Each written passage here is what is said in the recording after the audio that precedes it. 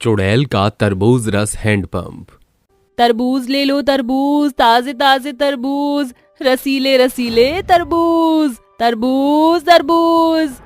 अरे ओ तरबूज वाली, रुक जा जरा, बता तो सही कैसे दे रही है तरबूज।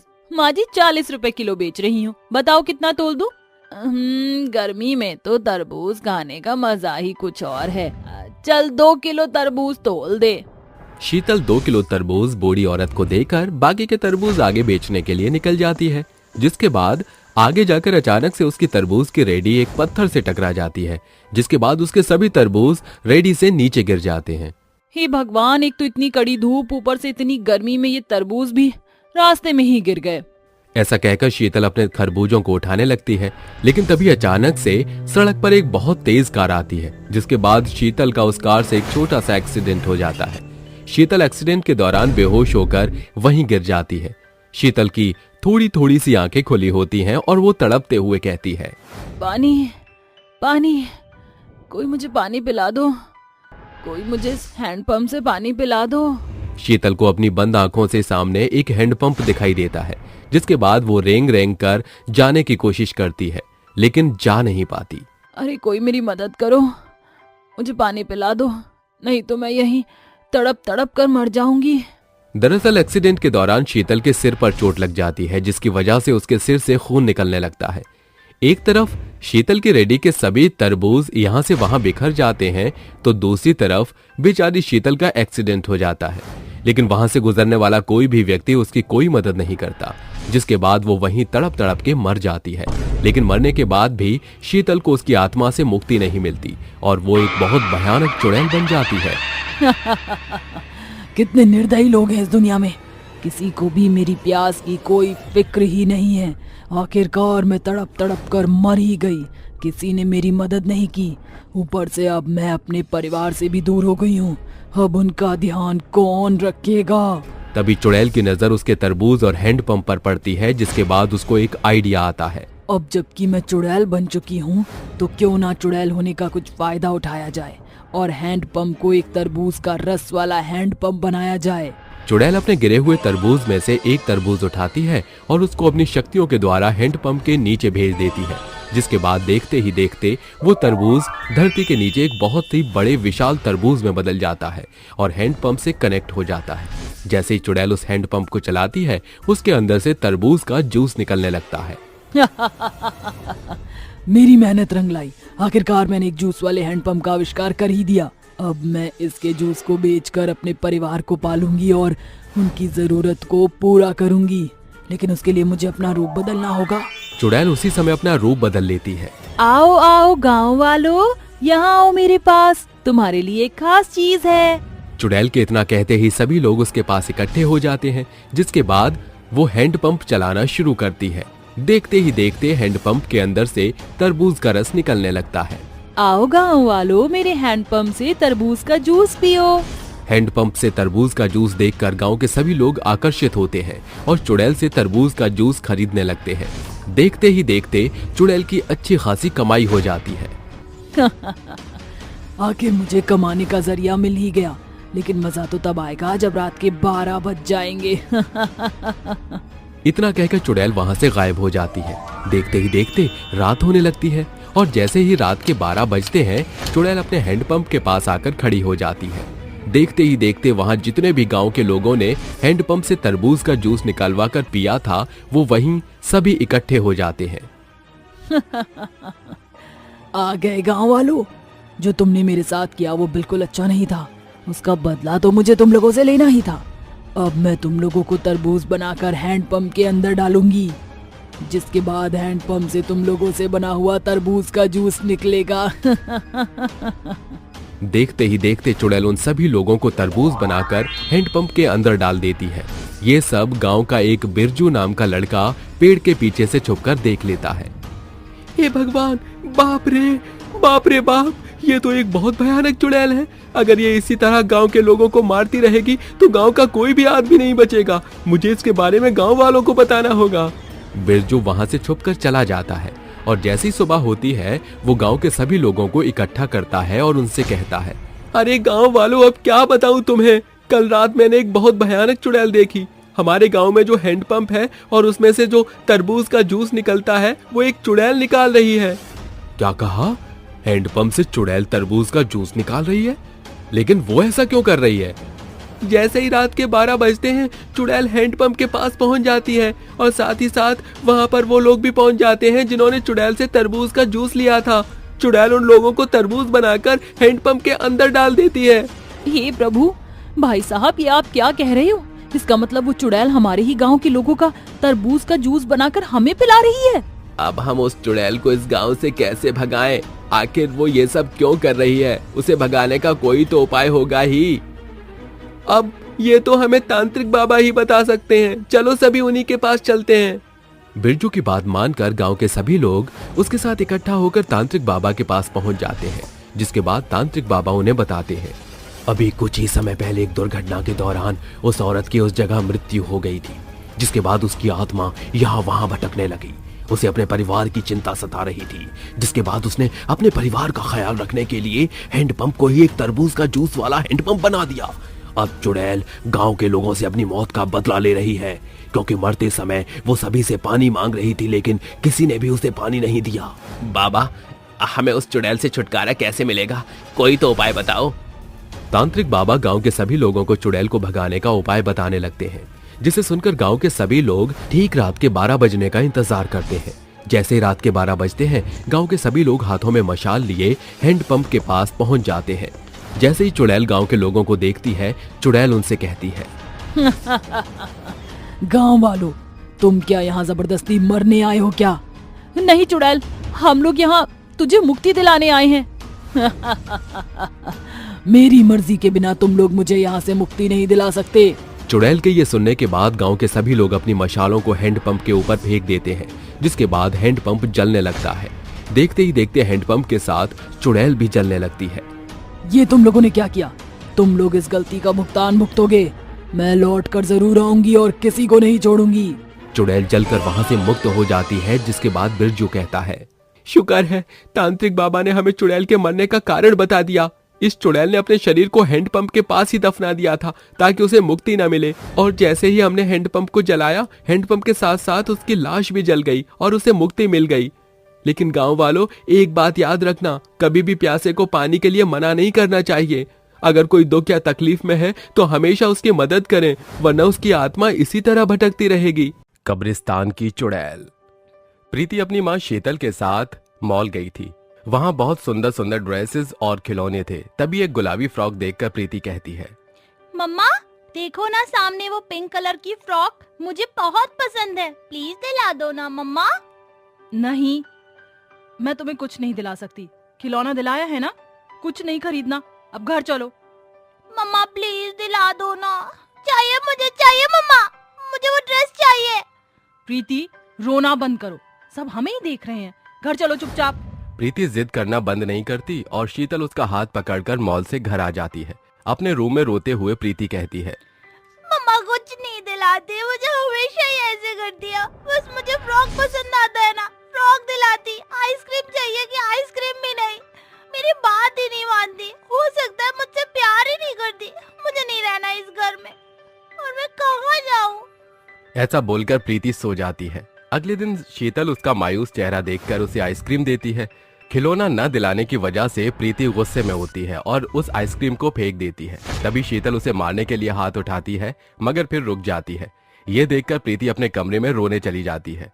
कुछ देर बाद वो अपने पापा रविंदर को कॉल करके शीतल की शिकायत करती है, लेकिन शीतल उसे सब बता देती है। जिसके बाद रविंद्र अपनी बेटी को और डांटता है। इस बात से गुस्सा होकर प्रीति आधी रात के 2 बजे अपनी गुड़िया लेकर घर से निकल जाती है और खुद से कहती है अब मुझे मम्मी पापा के साथ नहीं रहना। वो मुझे बहुत डांटते और प्यार तो बिल्कुल नहीं करते। मैं आऊंगी नहीं घर पर। चलते चलते वो एक कब्रिस्तान के पास पहुंच जाती है और कहती है ये मैं कहाँ आ गई? यहाँ कोई भी नहीं है, कोई मुझे डांटेगा भी नहीं। यहीं खेलकर सो जाऊंगी। अरे वाह, ये कैसा बेंच है? प्रीति कब्र को बेंच समझकर वहीं लेट जाती है तो कभी अपनी डॉल से उसके साथ खेलने लगती है। तभी उसकी डॉल जमीन पर गिरकर कीचड़ से गंदी हो जाती है और वो बोलती है ओफो, मेरी प्यारी गुड़िया तो खराब हो गई, और उसे कैसे साफ करूं? मुझे पानी भी नहीं दिख रहा। अब मैं कैसे खेलूंगी इसके साथ? तुम्हारी डॉल खराब हो गई ना प्रीति? क्या तुम्हें नई डॉल चाहिए? मैं तुम्हें लाकर दे सकती हूँ। अरे ये आवाज कहाँ से आ रही है? कौन है यहाँ? मैं हूँ चुड़ैल। तुम्हारी ये छोटी सी डॉल खराब हो गई है ना? मैं तुम्हें इससे भी ज्यादा अच्छी और बड़ी डॉल देती हूँ। ऐसा बोलते ही चुड़ैल उसे अपनी जादुई शक्ति से एक बड़ी सी गुड़िया देती है, जिसे देखकर प्रीति कहती है, अरे वाह आंटी, ये तो बहुत सुंदर डॉल है। इतनी बड़ी तो मुझे कभी मम्मी ने भी नहीं दिलाई। क्या मैं उसके साथ खेल सकती हूँ? हाँ बिल्कुल, तुम इसके साथ खेल सकती हो। अब से ये तुम्हारी ही डॉल है। सच्ची आंटी? हाँ बिल्कुल। क्या तुम्हें चॉकलेट चाहिए? मुझसे मांग सकती हो, तुम्हें सब दे सकती हूँ। हाँ आंटी, मुझे चॉकलेट चाहिए। और हाँ, मम्मी ने जो मुझे पिंक वाली फ्रॉक नहीं दिलाई थी, मुझे वो भी चाहिए। बस इतनी सी बात, अभी तुम्हें मैं सारी चीज ला कर देती हूँ।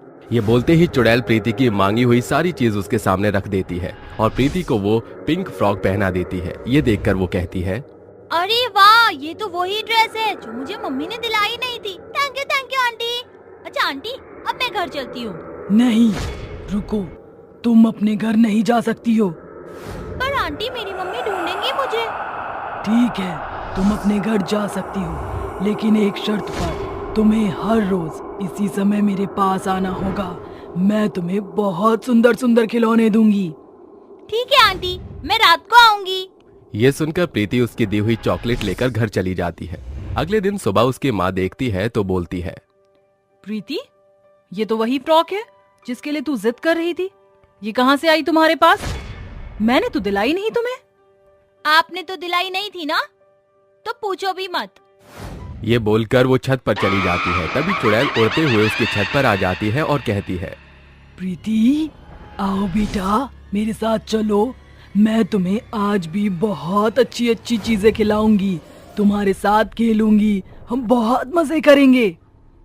हाँ आंटी, मुझे आज भी आपके साथ खेलना है। मुझे चीज चाहिए, नई वाली। चुड़ैल की बात सुन प्रीति उसके साथ कब्रिस्तान चली जाती है। वहाँ चुड़ैल के साथ आंख मिचोली खेलते हुए कब्रों के पीछे छुप रही थी, तो कब्रों पर कूद भी रही थी, तो कभी नई गुड़िया के साथ खेल रही थी। दोनों एक दूसरे के साथ खेलकर बहुत खुश थे। तभी प्रीति थक कर बैठ जाती है और कहती है, आंटी, आज मैं बहुत थक गई हूँ, मुझे नींद आ रही है, अब नहीं खेला जा रहा। अच्छा, आओ मेरी गोद में सिर रख लो और सो जाओ। मैं तुम्हें लोरी सुनाती हूँ। लोरी लोरी लोरी चंदनिया छुप जाना रे, क्षण भर को लुक जाना रे, बिटिया मेरी सो जाए। लोरी सुनते ही प्रीति चुड़ैल की गोद में सो जाती है। कुछ देर बाद जाकर प्रीति वापस घर चली जाती है। यह सिलसिला यूं ही चलता रहता है। ऐसे ही एक दिन प्रीति बहुत देर तक नहीं आती। रात में शीतल और रविंद्र अपनी बेटी को देखने जाते हैं तो वो उन्हें कमरे में नहीं मिलती। दोनों सुबह तक अपनी बेटी का इंतजार करते हैं कि प्रीति आ जाती है। उसके हाथ में चॉकलेट और गुड़िया देखकर दोनों ही हैरान हो जाते हैं। कुछ कहते उससे पहले रविंद्र उसे रोककर कहता है, शीतल नहीं, अभी इसे कुछ मत कहो। ये रोज कहाँ जाती है और ऐसा बर्ताव क्यों करती है, ये हमें पता लगाना होगा। आप ठीक कहते हैं। दोनों रात में सोने का नाटक करते हैं और जैसे ही शीतल उठकर चुड़ैल के साथ कब्रिस्तान जाती है, वो दोनों भी उसका पीछा करते हुए कब्रिस्तान पहुंच जाते हैं। ये देखकर दोनों हैरानी से बोलते हैं, हे भगवान, मेरी बेटी पर चुड़ैल ने कब्जा कर रखा है। वो रोज इस चुड़ैल के पास आती है, इसीलिए वो हमसे नफरत करने लगी है और उसके साथ ज्यादा रहने लगी है। मैं अपनी बेटी को लेकर आती हूँ अभी। नहीं शीतल, रुको, तुम ऐसा कुछ नहीं करोगी। तुम्हें पता ही है चुड़ैल बहुत शक्तिशाली है, हमारी बेटी को इतनी आसानी से नहीं देगी। हमें किसी तांत्रिक की जरूरत पड़ेगी।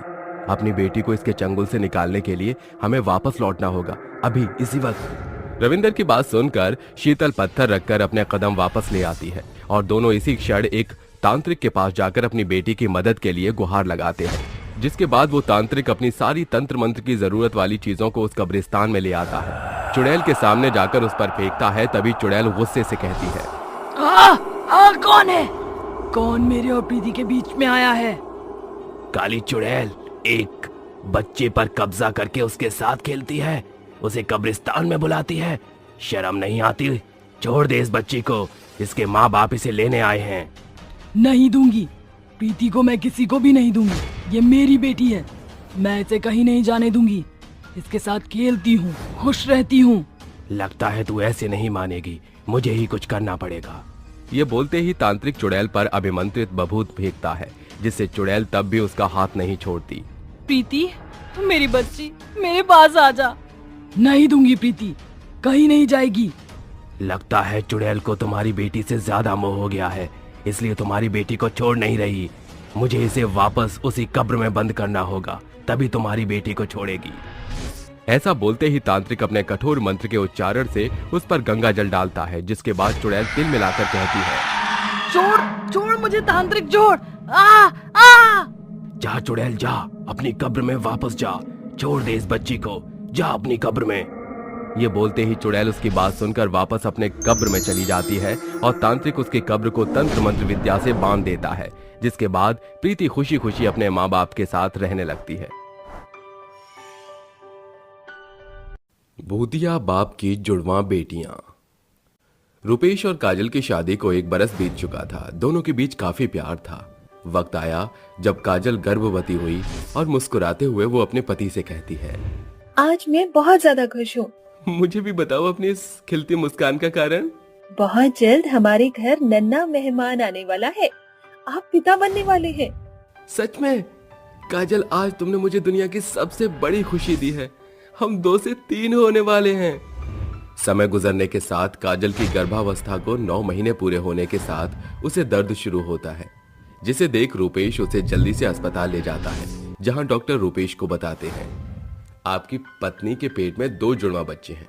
उनके अंदर इतनी शक्ति नहीं है कि वो उन बच्चों को जन्म दे सके, और अब आपकी पत्नी को बचाना बड़ा मुश्किल है। आखिरी बार आप उससे मिल लीजिए। रुपेश आंसू बहाते हुए अपनी पत्नी के पास आकर कहता है, काजल, तुम मुझे यूं बीच राह में छोड़कर नहीं जा सकती। रुपेश, मैं आपसे दूर कहाँ जा रही हूँ? अपनी निशानियाँ आपकी झोली में डालते जा रही हूँ, उनका ख्याल रखना। बच्चों को जन्म देते वक्त काजल दम तोड़ देती है, पर रुपेश के दोनों जुड़वा बेटियां सही सलामत उसके हाथों में आ जाती हैं और रुपेश को जीने की हिम्मत मिल जाती है। फिर वो कहता है, आज से तुम दोनों ही मेरी दुनिया हो, मेरी शहजादियों। मैं तुम्हें खूब प्यार दुलार दूंगा। आज से तुम्हारा नाम है रिद्धि और सिद्धि। समय की रफ्तार तेजी से गुजरने लगती है और रुपेश एक माँ की तरह अपनी जुड़वा बेटियों की देखभाल करता है। वक्त के साथ अब रुपेश की जुड़वा बेटियां 5 बरस की हो जाती हैं। एक रोज रुपेश काम के सिलसिले में गांव से बाहर जाता है और लौटते वक्त कहता है, काफी रात हो गई है, मेरी दोनों बेटियां डर रही होंगी, मुझे जल्दी से घर पहुंचना होगा। पिता होने के नाते वो बेटियों के मुंह में हड़बड़ाहट में गाड़ी की रफ्तार एकदम तेज करके आगे बढ़ने लगता है कि अचानक उसकी गाड़ी एक बड़े ट्रक से टकराकर संतुलन से बाहर हो जाती है और एक खाई में नीचे गिर जाती है, जिसके बाद गाड़ी और रुपेश दोनों के चिथड़े उड़ जाते हैं। रुपेश की आत्मा एक भूत बनकर खाई से बाहर निकलकर कहती है, नहीं नहीं, मैं मर नहीं सकता।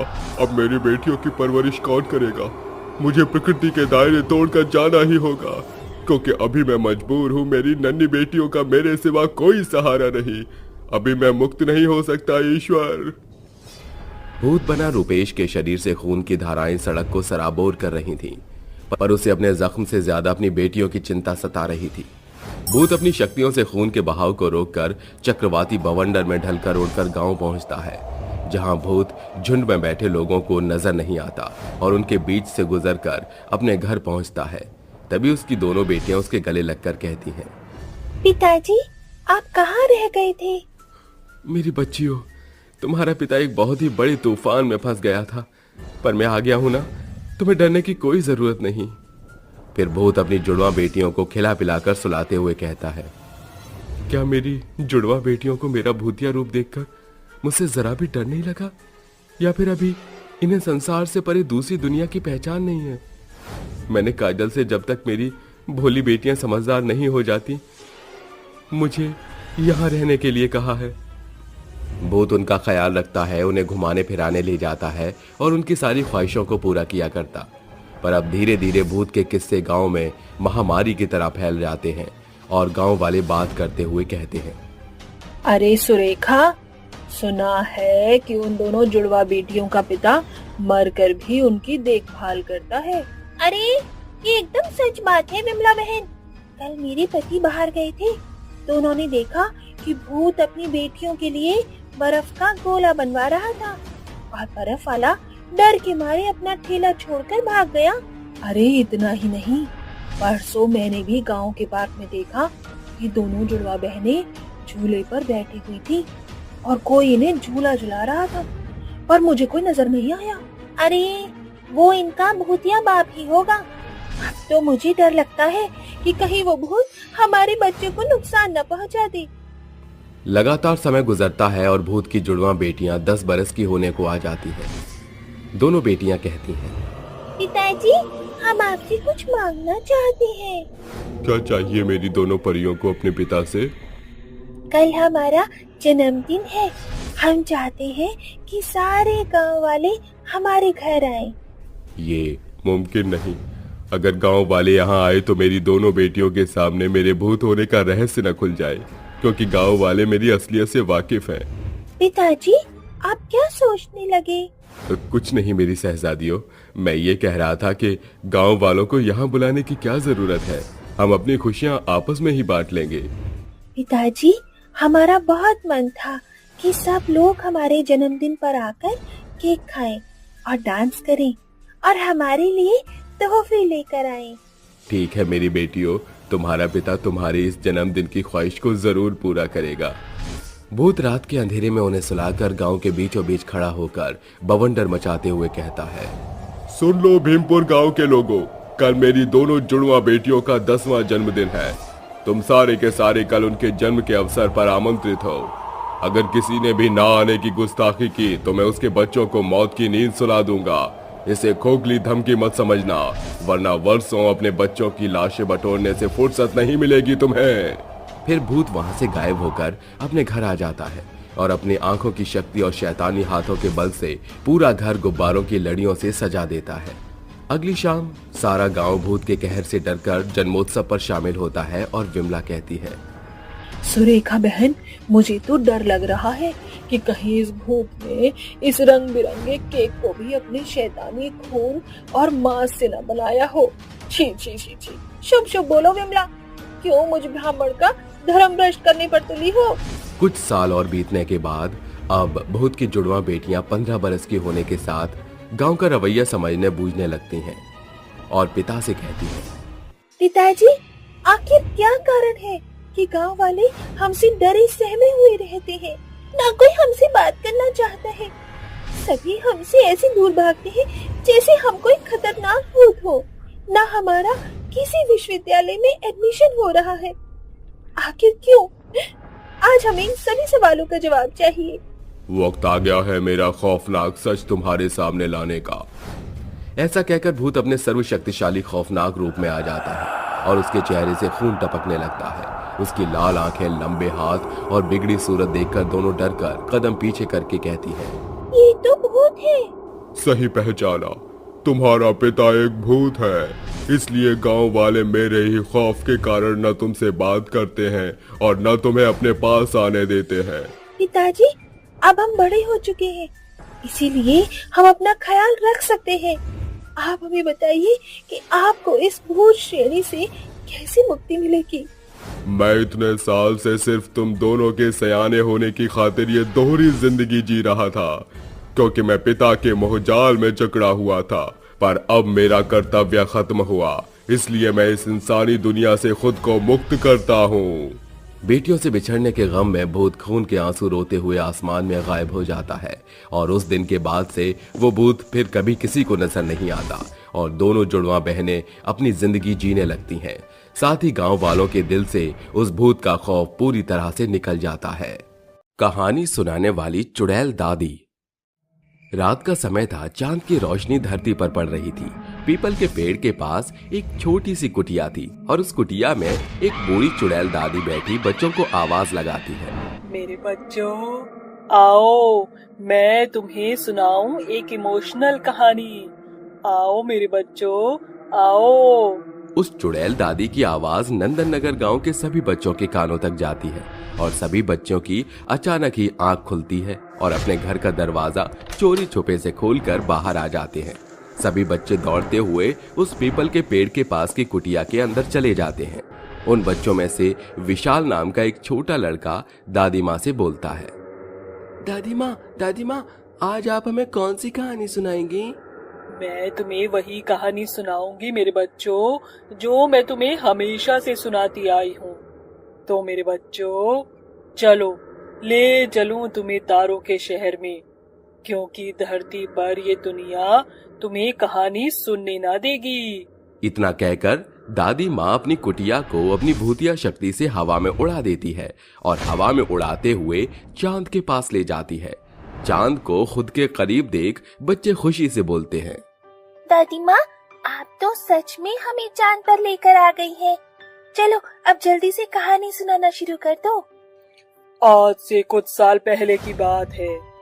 नंदन नगर गांव में एक बूढ़ी औरत अपनी बहू, बेटे और अपने एक पोते के साथ रहती थी। उस बूढ़ी औरत के बेटे का नाम विराज और बहू का नाम शांति, साथ ही पोते का नाम चीकू था।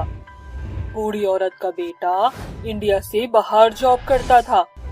विराज अपने परिवार के साथ कई साल बाद एक बार अपनी माँ से मिलने के लिए आया करता, और एक बार जब वो इंडिया आया तब वो अपनी माँ से बोलता है, माँ, मैं सोच रहा हूँ कि ये घर बेचकर तुम्हें भी अपने साथ आउट ऑफ इंडिया ले जाऊं। तो तुम जल्दी से ये घर मेरे नाम कर दो, उसके बाद हम सभी आउट ऑफ इंडिया में काफी खुशी से रहेंगे।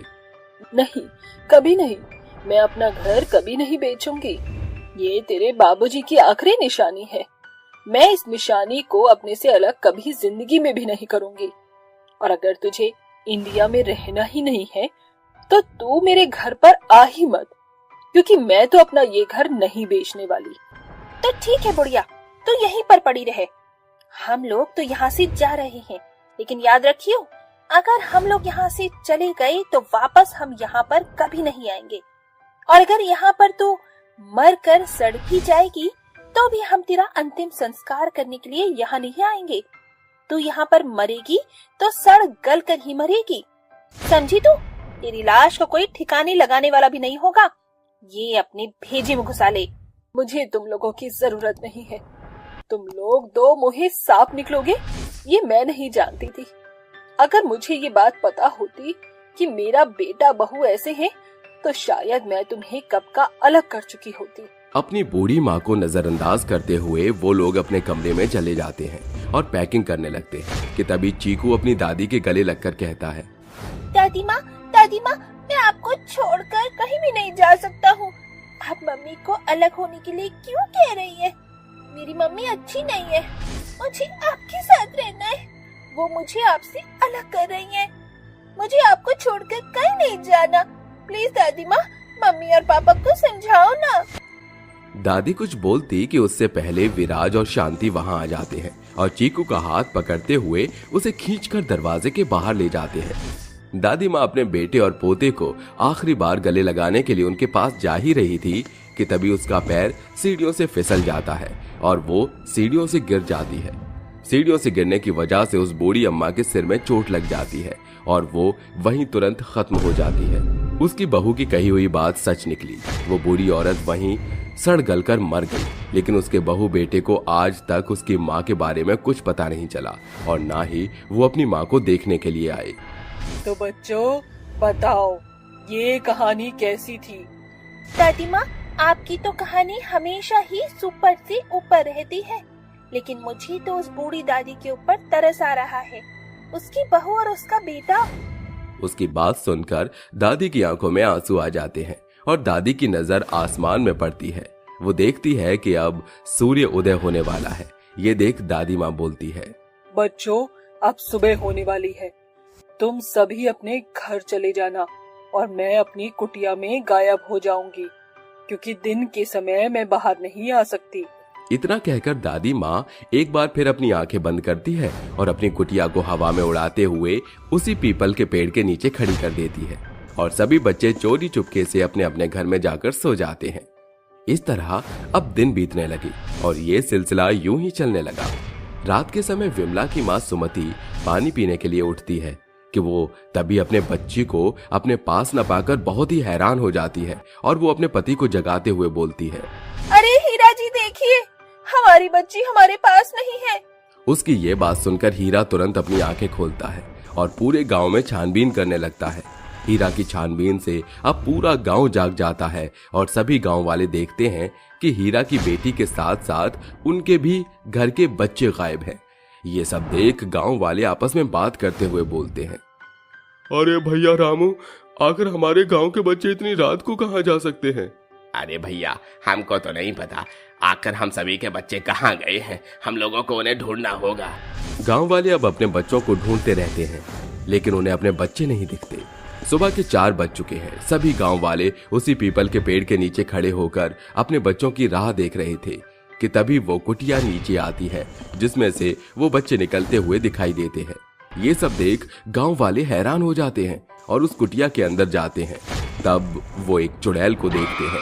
सभी गांव वाले उस चुड़ैल से बोलते हैं, अरे तुम तो वही हो ना जिसका बेटा छोड़कर चला गया था। हमारे बच्चों को छोड़ दो, क्यों तुम हमारे बच्चों को हर रात इस तरह गायब करती हो? बेटा, मैं तुम सभी गांव वालों को कुछ नहीं करूंगी, मैं तो बस बच्चों को कहानियां सुनाती हूँ। अम्मा, आपकी कहानियों की वजह से हमारे बच्चे पूरी तरह नींद नहीं ले पाते और इस तरह वो कमजोर होते जा रहे हैं। हम सभी आपसे विनती करते हैं कि आप हमारे गांव को छोड़कर चली जाइए। चुड़ैल दादी गांव वालों की बात से सहमत होती है और उदास होकर वहां से जाने के लिए हाँ कर देती है कि तभी विमला दादी से बोलती है, दादी, इसका मतलब ये हुआ कि आप जो हमें कहानी सुनाती थी वो किसी और की नहीं, वो बल्कि आपकी कहानी थी। हाँ बच्चों, वो बूढ़ी बदकिस्मत औरत मैं ही हूँ। खैर, मेरा अब जाने का वक्त हो गया है। मेरे बच्चों, मेरा समय पूरा हो चुका है। अलविदा मेरे बच्चों, अलविदा। इतना कहकर चुड़ैल दादी वहां से गायब हो जाती है। इस तरह बच्चों को रात के समय कोई बूढ़ी दादी नहीं बुलाया करती थी और ना ही अब बच्चे रात के समय अपने घर को छोड़कर बाहर जाया करते और सभी बच्चे अब अपने माता पिता के साथ खुशी से अपना जीवन व्यतीत करने लगे। जादुई नींबू ATM। राजू, रीना 2 भाई बहन थे। दोनों बहुत छोटे थे जब माँ बाप का साया उनके सिर से उठ गया था, जिसके बाद दोनों छोटा मोटा काम करके अपने पेट भरने का प्रबंध कर पाते थे। वो सब्जी मंडी के बड़े बड़े व्यापारियों का काम करते थे। उसी मंडी का एक बड़ा व्यापारी था पप्पू। वो दोनों को बुलाकर कहता है, क्यों रे रीना, राजू, मेरे लिए काम करोगे? करूंगा सेठ जी। ये ले, 5 किलो नींबू हैं, इसे तुझे आज बेचने हैं और इस नींबू के कमाए आधे मुनाफे को तुझे मुझको देना होगा। मंजूर है? हम करेंगे इसे।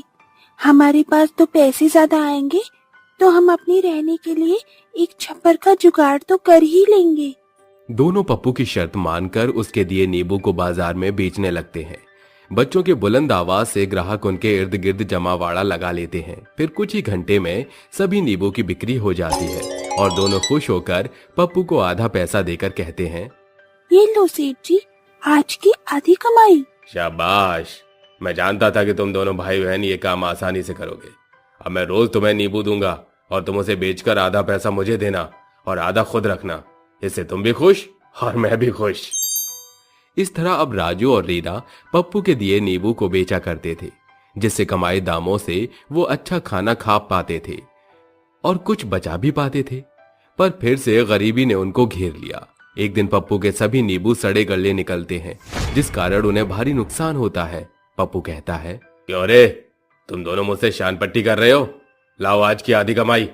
सेठ जी, आज जो आपने नींबू हमें बेचने को दिए थे वो सारे ही एकदम खराब थे। मैंने क्या तुम्हें सिर्फ ताजा माल बेचने के लिए थोड़े रखा है? बासी माल क्या तुम्हारा बाप बेचेगा? पर वो नींबू खराब थे, इसमें हमारी क्या गलती है? तो क्या मेरी गलती है? जल्दी से आ जाना दो, वरना मैं तुम दोनों टिंगोरों को नींबू की तरह निचोड़ कर रख दूंगा। ये तो सरासर ज्यादती है, गलती आपकी, हर जाना हम क्यों भुगतें? अब मैं तुम भिखारियों को अपने नींबू बेचने को दूंगा ही नहीं। इस तरह अनाथ रीना और पप्पू फिर से बेरोजगार होकर गंभीर गरीबी का जीवन गुजारने पर विवश हो जाते हैं। कि रीना कहती है, कैसी बहन हूँ मैं जो अपनी छोटी भाई का ख्याल भी नहीं रख सकती। दीदी हम कर भी क्या सकते हैं। राजू, मंडी से कुछ दूर किसानों के सब्जियों के खेत हैं। क्यों ना हम उनके लिए सब्जियां तोड़ने और कट्टे में भरने का काम कर लें। हाँ चलो चलते हैं। दोनों आस का दामन थामकर चल पड़ते हैं, लेकिन उनके हाथ निराशा के सिवा कुछ नहीं लगता। जिसके बाद राजू कहता है, दीदी मैं बहुत थक गया हूँ, अब मुझसे और चला नहीं जाएगा। ये सुनकर रीना उससे कहती है, ठीक है राजू, अब हम सड़क की लंबी दूरी तय नहीं करेंगे, बल्कि इसी जंगल के अंदर से चलकर छोटा रास्ता तय करते हैं। दोनों उस जंगल में कदम रखते हैं। वहां दूर दूर तक उनके अलावा कोई नहीं दिखता। जंगल एकदम बंजर और वीरान पड़ा था। दोनों डरते हुए तेजी से कदम बढ़ाने लगते हैं। तभी उन्हें जंगल के एक पेड़ के पास सटा हुआ फटेहाल भिखारी दिखाई देता है, जो मदद मांगते हुए कहता है, सुनो बच्चों, मेरी मदद करो, रुको, यहाँ आओ, मेरी पुकार सुनो। दीदी लगता है उस भिखारी को हमारी मदद की जरूरत है। हाँ चलो उसकी मदद करते हैं। दोनों उस भिखारी के पास आकर कहते हैं, बाबा आप इस जंगल में क्या कर रहे हो? मैं बाबा नहीं, भिखारी हूँ। तुम्हारे पास कुछ खाने को है तो मुझे दे दो, मैं कई दिनों का भूखा हूँ। हमारे पास आपके लिए भोजन तो नहीं है, पर ये कुछ पैसे हैं, इन्हें आप रख लीजिए। दीदी ये बचे आखिरी सिक्के भी हम इन्हें दे देंगे तो हमारा क्या होगा?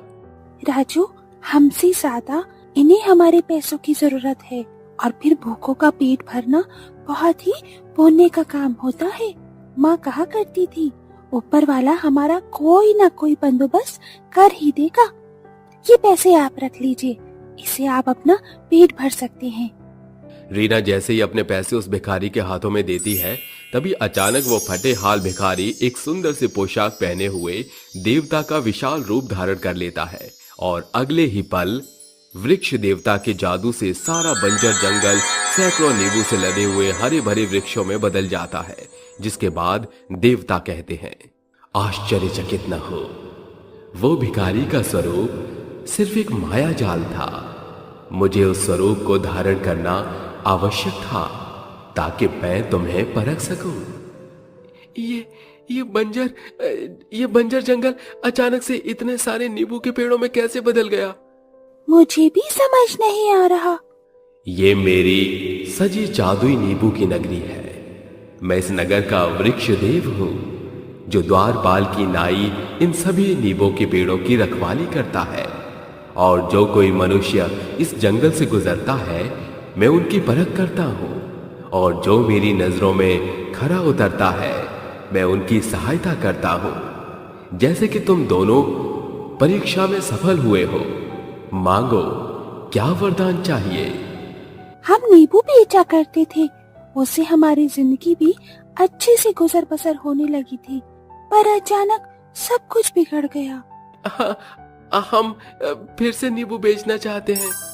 ये सुनकर वन के वृक्ष देव जंगल के वृक्ष से एक नींबू तोड़कर उस पर अपनी जादुई छड़ी घुमाकर एक जादुई नींबू के एटीएम घर का निर्माण करते हुए कहते हैं, ये एक जादुई नींबू का एटीएम घर है। जब कभी भी तुम इस एटीएम मशीन से नींबू मांगोगे तो ये तुम्हारे कहे अनुसार नींबू की बरसात करेंगे, और उन्हें बेचकर तुम अपना जीवन यापन कर सकते हो। तथास्तु। जादुई एटीएम मशीन का रहस्य बताकर वन देवता विलुप्त हो जाते हैं, और दोनों भाई बहन उस मशीन को लेकर अपने घर आकर उसे एक कोने में रख देते हैं, और दोनों उस एटीएम मशीन से कहते हैं, जादुई एटीएम मशीन हमें ढेर सारे नींबू दे। रीना एटीएम मशीन के नीचे टोकरी लगा देती है। फिर जादुई एटीएम मशीन बड़ा सा मुंह फाड़ कर नींबू की बरसात करने लगती है, जिससे वो बाजार में जाकर बेचते हुए कहते हैं, नींबू ले लो, नींबू ताजे रसीले खट्टे पीले, नींबू ले लो नींबू। कैसे दिए ये नींबू गुड़िया?